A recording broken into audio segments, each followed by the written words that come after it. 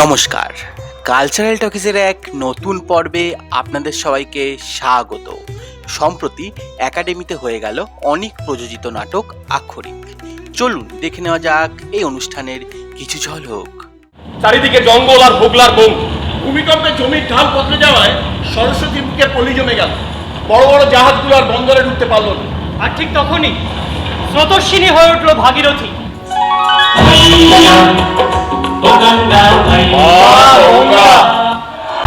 খাজনা বাকি ফেলা আর গরিব চাষিদের অশান্তি নিয়ে ইংরেজরা জেগে উঠল। 1665 সালের এক চৈত্রের বিকেলে জব চার্লক হুগলিতে এলেন কোম্পানির চিফ এজেন্ট হয়ে। আর 1668 সালের এক হেমন্তের ভোরে মোগলরা সেনাপতি শায়েস্তা খাঁর নেতৃত্বে ইংরেজদের আক্রমণ করল।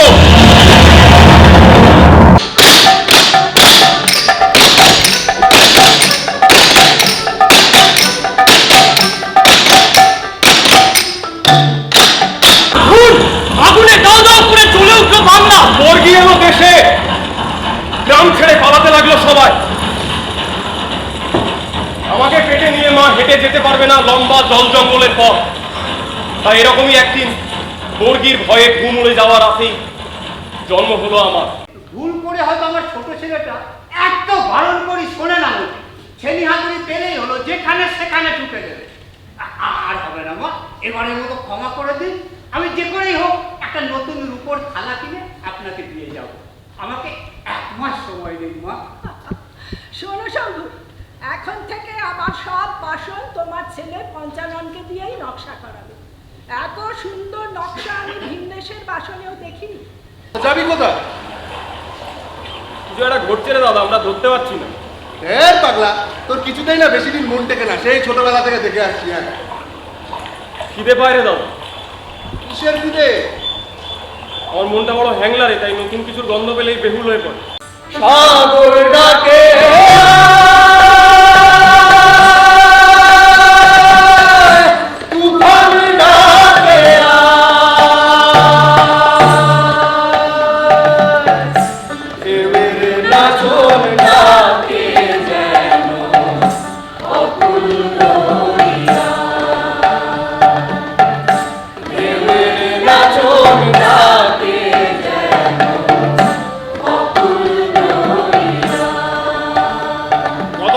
হয়ে যায়।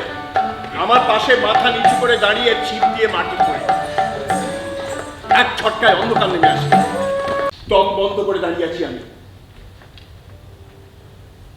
বুক ধকধক করে চলছে। সাহেব তখনও থালাটা মাথার উপরে ধরে রেখেছে। সবাই বাক্যহারা। সাহেবের মাথার উপর দিয়ে ঝুট ঝামেলা করতে করতে উড়ে গেল একদল বেহায়া ছাতাড়ে পাখি।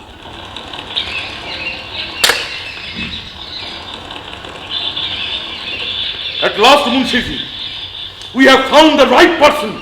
This is incredible. You are a great artist, my friend. Great artist. আজকের দিনটা বাংলা ভাষার ইতিহাসে অমর হয়ে থাকবে পঞ্চানন। বাংলার প্রথম হরফ শিল্পী পঞ্চানন কর্মকার।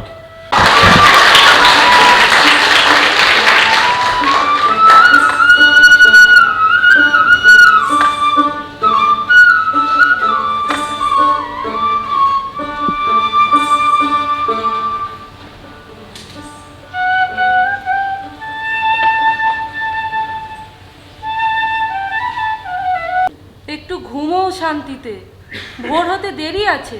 আমার এমনি দিলে আমার এমনি দিলে লেগেছে মনের ফুলে। ঘুম আসে না রে সুধা। কিন্তু কি ভীষণ উত্তেজনা আমার। ফুটো ছাতার ফাঁক দিয়ে উদ্দাম বৃষ্টির জলে ভিজে ঝাপসা হয়ে গেছি। রাত ভোর টানা কাজ করে করে শরীরটাও ভেঙে পড়েছে। বুঝতে পারছি জ্বর আসবে।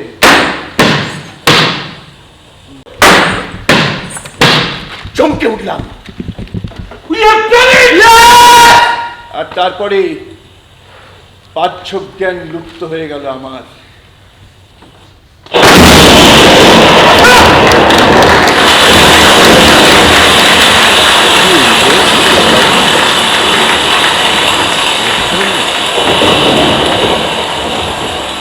ওই যে উঠছে বাংলা মুক্ত বর্ণ।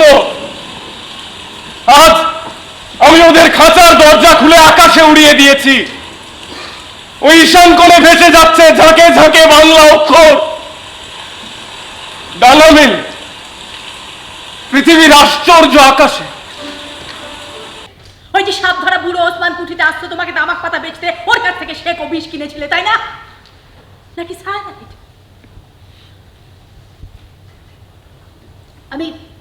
আমি কোম্পানিতে চিঠি লিখবো, ওরা ইনভেস্টিগেট করে দেখবে কি মোটিভ ছিল তোমার।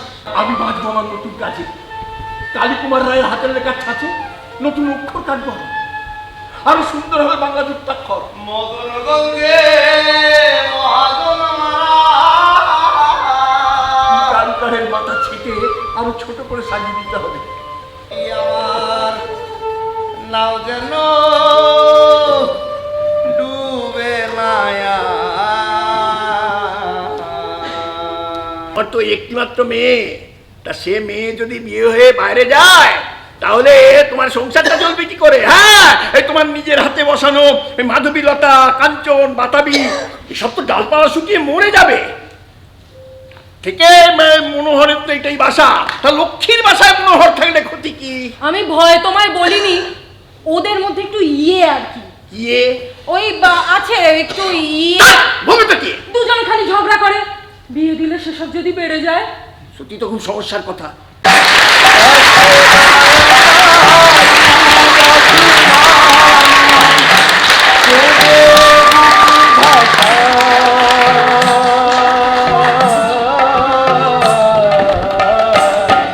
ঢেউয়ের নাচন ডাকে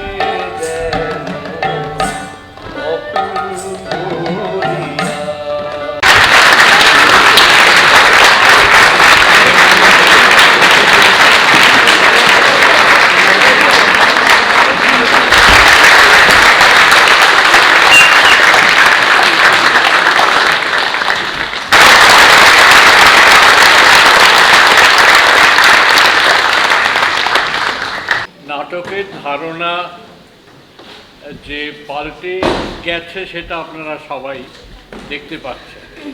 আমাদের সময়ে আমরা যে নাটক দেখেছি বা করেছি সেই তুলনায় এখনকার নাটকের ধারণা একদম পাল্টে গেছে। যারা পাল্টে দিয়েছে তার মধ্যে একজন আজকের নাটক।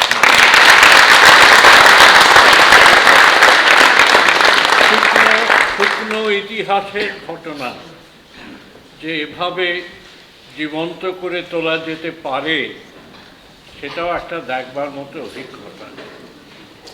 খুঁটিনাটি বিষয় নিয়ে হয়তো অনেক বলা যায়, কিন্তু আমি খুব উপভোগ করেছি।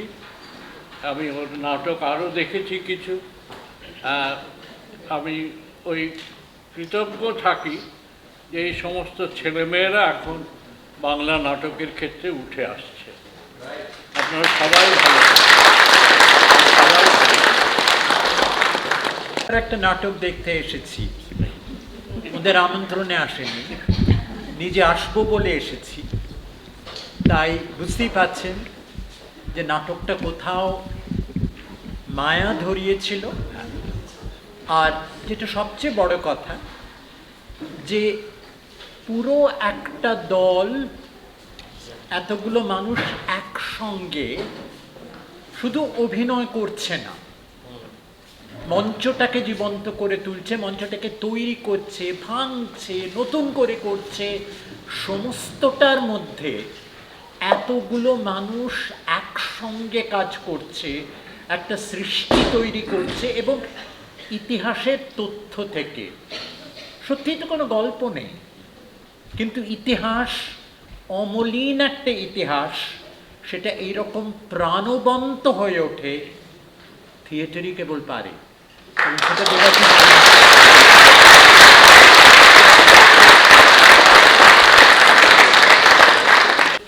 ওই হাতির শব্দটা বুকে এমন আঘাত করছিল, সেই জন্য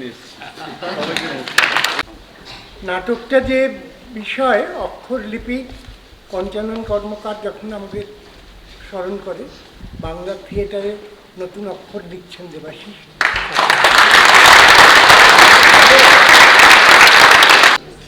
দেখার নাটক, মানে আমরা যারা নাটক করি, বারবার প্রতিবার দেখার নাটক।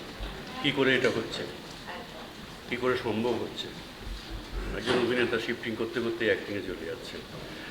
আবার মনে হয় নতুন করে এলটিজি ফিরে এলো, মিউজিক্যাল অ্যারেঞ্জমেন্টস, অপূর্ব।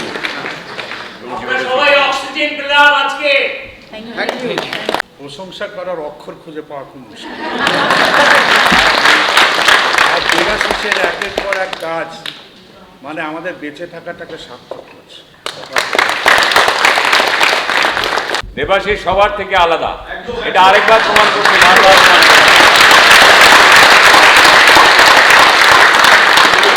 আমার মনে হয় পৃথিবীর সব কিছুরই, যে কোনো কিছুরই একটা প্রাসঙ্গিকতা আছে। পুরনো বলে আলটিমেটলি কিছু হয় না। মানুষের বেসিক ইমোশনগুলো একই থাকে, স্ট্রাগল একই থাকে, হায়ারার্কিগুলো একই থাকে, এই সব কিছু প্রায় একই। বদল হয় বলতে গেলে টেকনোলজি, স্ট্যান্ডার্ড অফ লিভিং, কিন্তু মূল লড়াই বা মূল কি বলবো স্ট্রাকচার, আর্থসামাজিক স্ট্রাকচারগুলো খুব একটা বদলায় না। তার ফলে এইটা একটা জীবনীমূলক নাটক। আর জীবনীমূলক নাটক মানেই বুঝছেন জীবনীমূলক যে কোনো কিছু, উপন্যাস, সিনেমা, সেগুলোর রেলেভেন্স সবসময় থাকছে। আজ থেকে 500 বছর পরেও থাকবে। এটা যে কোনো জীবনীমূলক কাজই 500, যেটা যদি উৎকৃষ্ট মানের হয় তাহলে তার রিলেভেন্স 500 বছর পরেও থাকবে, কারণ সেটা একটা ইন্সপিরেশন, সেটা কোনো একটা ইতিহাসের প্রোগ্রেসকে ধরছে এবং সেটা মানুষের জন্য সবসময় প্রয়োজনীয় এবং এটা মানুষের জানা উচিত। আর আক্ষরিক তো আমাদের নিজেদের ভাষা, আমাদের বাংলা ভাষা, নিজেদের ভাষার গল্প, মানে ভাষার বুনিয়াদের গল্প, যে ভাষা শুধুমাত্র কথ্য না থেকে লিখিত ভাষায় না, মানে আমি মনে করি এবং আপনারাও নিশ্চয়ই মনে করেন যে প্রচুর বাঙালি নোবেল পাওয়া উচিত ছিল। যদিও নোবেল পাওয়াই আমি সাহিত্যের সর্বশ্রেষ্ঠ সম্মান বলে মনে করি না, পুরস্কার দিয়ে মাপ হয় না কিছুরই। তবুও এই বাংলা ভাষা, আজকে যে মুদ্রিত বাংলা ভাষা সারা পৃথিবীতে ছড়িয়ে পড়েছে, সেই মুদ্রিত বাংলা ভাষার যে ফন্ট, আজকে না হয় ডিজিটালাইজড হয়েছে, আজকে না হয় ফন্ট অন্যরকম হয়ে গেছে, কিন্তু প্রথম যে টাইপ ফন্ট যেগুলো লোহা কেটে বা সীসা কেটে তৈরি করা হয়েছিল, সেইটা যে করেছিলেন যে শিল্পী, যে অক্ষর শিল্পী, অনেক পিছিয়ে পড়া জীবন থেকে উঠে এসে ইংরেজদের সঙ্গে কাজ করতে করতে প্রচুর লড়াই করে যা করেছিলেন, তারই একটা ইতিহাসকে রজত চক্রবর্তী তার উপন্যাসে ধরেছেন। আমি সেই উপন্যাস থেকে অনেকের প্রযোজনায় আমি একেবারে নতুন, তার সঙ্গে অনেকের প্রবীণ মানুষদের নিয়ে আমি এই থিয়েটার করেছি এবং আমার মনে হয় এর রিলেভেন্স থেকে যাবে, কারণ বাংলা ভাষা যতদিন থাকবে ততদিন এই ভাষার জন্য যারা লড়াই করেছেন, যে মানুষটা লড়াই করেছেন পঞ্চানন কর্মকার, তার কথা সবাই শুনতে চাইবে, আমি শোনা উচিত রাদার। দেখুন, আমার মনে হয় নতুন পাওয়াটা বিষয় নয়, ব্যাপারটা হচ্ছে আপনি যদি কাউকে ভালোবাসেন, প্রতিদিন আপনার মনে আপনি তাকে নতুন করে পান, প্রতিদিন তো ওই একই মানুষটা এসে দাঁড়ায়। আপনি কিভাবে পাচ্ছেন, আপনি কিভাবে অ্যাসেস করছেন, বা সেই মানুষটা কি মন নিয়ে আসছে সেটার উপর নির্ভর করে নতুন কি ইকুয়েশন তৈরি হচ্ছে। তার ফলে আমি নতুন দিতে চাই না, সুন্দর করে পুরনোটা দিতে চাই, আরও ভালো ফ্লেভার নিয়ে। মানে আপনি যা পাচ্ছেন সেটা পুরনোই পাচ্ছেন, কিন্তু এসেন্সটা আপনার কাছে সেই মুহূর্তে তাৎক্ষণিকভাবে নতুন। মানে আজকে যে এরকম অক্ষরিকের প্রচুর দর্শক আছে যারা প্রচুর শো দেখেছেন, আজকেও যে শোটা দেখবেন আবার নতুন করে তার ইমোশনগুলো ট্রিগার হবে, আবার নতুন করে তিনি পঞ্চাননের জন্য চোখের জল ফেলবেন, বাংলা ভাষার জন্য গর্বিত হবেন। পারফরমেন্স যদি একই হয়, অভিনেতার ইমোশন বুস্টিংয়ের কায়দাগুলো তো আলাদা হয়ে যায়, তার মেথড আলাদা হয়ে যায়, তার প্রসেস আলাদা হয়ে যায়। তার ফলে অভিনেতা প্রতিদিন একই থাকেন না, মানুষগুলো যেমন প্রতিদিন একই থাকেন না। কালকে আপনার দুঃখ আজকে আপনার দুঃখ একই রকম নয়, কালকে আপনার আবেগ আজকে আপনার আবেগ একই রকম নয়। তার ফলে অভিনেতাদের আবেগও স্টেজে বদলে যায়, কিন্তু যে ইমোশন আমরা ভাবি বদলে যাচ্ছে, বা যে ইমোশন আমরা রিসিভ করছি সেটা যে ভাবি বদলে যাচ্ছে, সেটাও আলটিমেটলি যে ট্রিগারটা করে সেটা হচ্ছে বেসিক ইমোশনগুলোকে ট্রিগার করে। মানুষের আদিম ইমোশনগুলোকে ট্রিগার করে, ভালোবাসা, রাগ, ঘেন্না, শ্রদ্ধা, ভক্তি, ভয়, এই সব কিছু মিলিয়ে। তার ফলে আমরা প্রতিদিনই পুরনো, আবার প্রতিদিনই নতুন। দুর্দান্ত লেগেছে, দুর্দান্ত, খুবই ভালো লেগেছে। কি আর বলবো, মানে অভিনয়, ডিরেকশন, সব কিছুই খুবই ভালো লেগেছে। এটা আমার প্রাণের নাটক, এটা দেবাশিসের একটা অমর সৃষ্টি নাটক। এর আগে আমাদের অসিতদা বলে গেছেন, অসিত বসু, যে টিমের তরোয়ালের পরে এত বাঙালিয়ানা নিয়ে কোনো নাটক লেখা হয়নি বা মঞ্চস্থ হয়নি। তো আমি বলবো যে এই নাটক আরও হতে থাকবে এবং মানুষ যারা এখনো দেখেননি, আমি বারবার ফেসবুকে লিখি, দেখে নিন। এবং এটা জোর দিয়ে বলি, যদি না দেখে থাকেন তাহলে না দেখেন, এখনো দেখে নিন, না হলে একটু পরে আপনাদের হয়তো নোটিশ যাবে আপনাদের পশ্চিমবঙ্গবাসী হওয়ার অধিকারই নেই। নমস্কার। একটা ভালো নাটক দেখে না এতটাই অভিভূত লাগে, আর ভাষা দিয়ে কিছু বলতে ইচ্ছে করে না। রাজা সেন যেটা বললেন সেটা সত্যি কথাই, অক্ষর দিয়ে প্রকাশ করতে পারবো না, কারণ প্রযোজনাগতভাবে তো অসামান্য। এরকম একটা বিষয়কে এবং হারিয়ে যাওয়া একটি মানুষ, যিনি আমাদের ইতিহাসের শুরু যার হাতে, তাকে নিয়ে থিয়েটার করে দেবাশিস একসঙ্গে 4টে 5টা 6টা 10টা বড় বড় কাজ করে ফেললেন। সমস্ত দর্শক উত্তেজনায় কাছে এরকম একটা নাটক, দেবাশিসের সব নাটকই এরকম বৈচিত্র্য আছে। প্রত্যেকটা নাটকের মধ্যে প্রত্যেকটা নাটকে একটা অসম্ভব বৈচিত্র্য আছে। এবং যে সমস্ত ছেলেমেয়েদের নিয়ে কাজ করেছে, they are all outstanding, beautiful, nothing to say about this production. মানুষ দেখুন, যারা থিয়েটার দেখেন, যারা থিয়েটার দেখেন না, প্রত্যেকে অনুরোধ করবো যে এই আক্ষরিক দেখতে। দেবাশিসের সমস্ত নির্দেশনা, সঙ্গীত, মঞ্চভাবনা কি অসম্ভব একটা মেলবন্ধন সৃষ্টি করেছে দেবাশিস। না দেখলে বুঝতে পারবেন না, আপনারা দেখুনই নেব, অবশ্যই দেখুন। অসাধারণ। দেবাশিসের নাটকের খুব ভক্ত, আগের আগের নাটকগুলো দেখেছি, প্রতিটা নাটকেই দেবাশিস তার অনন্য প্রতিভার ছাপ রেখে যায়। আমরা খুব গর্বিত যে একটা প্রজন্ম তৈরি হয়েছে যারা বাংলা নাটককে অনেক অনেক দূরে এগিয়ে যাবে। দেবাশিসের সাফল্য কামনা করি। ধন্যবাদ। সাগর ডাকে আয় গানটা কানে নিয়ে বেরোচ্ছি। আমি অরূপদাকে শুধু বললাম যে অরূপদা, নাটক ভালো, কতখানা ভালো, কোনটা কোনটা ভালো, এটা নিয়ে আজকে আর কথা বলবো না, একটা আবেগের মধ্যে রয়েছি, অসাধারণ। এবং আমি দেবাশিসের কাজও দেখেছি। আমাদের দলের পরিচালক আবির অনেকবার বলেছিল আমাকে যে আক্ষরিক তো দেখতে হবে, কারণ ও 3বার দেখেছে। তো আজকে আমাদের নয়াবাদ তিতাসের দলের অনেকেই এসেছিলাম আমরা একসাথে। সত্যি একটা দেখার মতো নাটক। আগামী 20 তারিখ 20 মে ওনাদের তপন থিয়েটারে শো রয়েছেন, যারা এখনো দেখেননি তারা আক্ষরিক দেখুন। ওকে দীর্ঘদিন ধরে দেখছি, ও স্ট্রিট থিয়েটার থেকেই মঞ্চের নাটক একাধারে, ওর খারাপ নাটক বলে নেই। ও যে নাটককেই হাত দেয় সেটাই অসম্ভব একটা মাত্রায় পৌঁছে যায়। পরপর ওর যত নাটক দেখছি সমস্ত নাটক ও ভাবিয়ে তুলছে, এবং এই নাটকেও তার ব্যতিক্রম ঘটলো না। আমি পরপর যে ওর নাটক দেখলাম, এটা আমার কাছে শ্রেষ্ঠ নাটক বলে মনে হলো। খুব উপভোগ করেছি। একটা ইতিহাস ও আমাদের সামনে আবার নতুন করে জানাই দিল যে এটার খুব দরকার ছিল। কারণ আমরা আধুনিকতার জোয়ারে যেভাবে গা ভাসাচ্ছি, ফলে অতীতকে ক্রমশ আমরা ভুলছি। সেই অতীতের একটা স্মরণ ও যেন আমাদের সামনে রাখলো। অনেক অনেক ধন্যবাদ। আজকে মুগ্ধতা নিয়ে বাড়ি ফিরছি। দেবাশিস এগিয়ে চলুক, আরও অনেক অনেক দূরে পৌঁছাবে। এমনিতেই ও যে থিয়েটার করছে, একটা সময় উৎপল দত্ত, শম্ভু মিত্রের থিয়েটার যে জায়গায় ছিল, এই সময় দাঁড়িয়ে দেবাশিসই মনে হয় সেই জায়গাটা দখল করছে। দারুণ লেগেছে, ভীষণ ভালো হয়েছে, আমরা খুব এনজয় করেছি। I loved it. It's very different. I live in New York, and অনেক ব্রডওয়ে প্লে যায়, আর এটা ব্রডওয়ে থেকে আরও ভালো, ভীষণ ইউনিক স্টাইল ছিল। খুব ভালো লেগেছে। আমি আগে দু একটা দেখেছি, খুব বেশি দেখা হয়নি, অবশ্য আসা হয় না এত দূরে করে। তো খুব ভালো লেগেছে, ভীষণ ভালো লেগেছে, খুবই ভালো লেগেছে, মানে খুব ভালো এক্সপিরিয়েন্স। আর মিউজিকটা এত ভালো, মানে যিনি গান গেয়েছেন বা এই মিউজিক যারা পুরোটা কম্পোজ করেছে, ভীষণ ভালো। মানে ওটা সঙ্গে নাটক, মানে পুরো জিনিসটা এত সুন্দর তৈরি হয়েছে, খুব খুব ভালো লেগেছে, খুব ভালো লেগেছে। আমি ওনাদের নাটক আগেও দেখেছি, এবারও দেখলাম। চাইবো আরও এরকম ভালো ভালো জিনিস ওনারা আমাদেরকে উপহার দিন। অসাধারণ লেগেছে, খুব ভালো লেগেছে, মানে এতই ভালো লেগেছে যে আমি কি বলবো না, মানে এখনো অব্দি কোনো ভাষা খুঁজে পাচ্ছি না। মানে নাটক যে কত রকমভাবে কথা বলতে পারে, এবং সত্যি কথা বলতে একটা কথা তো ঠিকই যে এটা সাংঘাতিক গল্প ছিল তা না, কিন্তু এটা ইতিহাস, সেই ইতিহাসকে এত সুন্দরভাবে যে মানে প্রেজেন্ট করা যায় অন স্টেজ।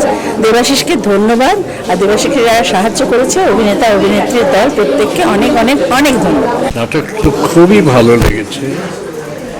আসলে এইটাই দেখবার যে একটা ইতিহাসের শুকনো ঘটনা, তাতে প্রেম নেই, বিশাল গল্প কিছু নেই, একেবারে নিটোল একটা প্লট কিছু নেই, কিন্তু সেটাকে যেভাবে পরিবেশন করেছে দেবাশিস এবং তার সহযোগীরা, অনেকের সহযোগীরা, এইটাই দেখবার যে কীভাবে নির্মাণটা হলো, সবাই মিলে একসঙ্গে হাতে লাগিয়ে, তাতে গান আছে, আলো আছে, মঞ্চের অতিরিক্ত মায়া কিছু নেই, কিন্তু মঞ্চের বিভিন্ন মানে জিনিসকে কতভাবে ব্যবহার করা হয়েছে, দর্শকের কল্পনাকে কতভাবে চ্যালেঞ্জ করা হয়েছে, এবং দর্শক সেই কল্পনাটাকে বাস্তব বলেই গ্রহণ করেছে।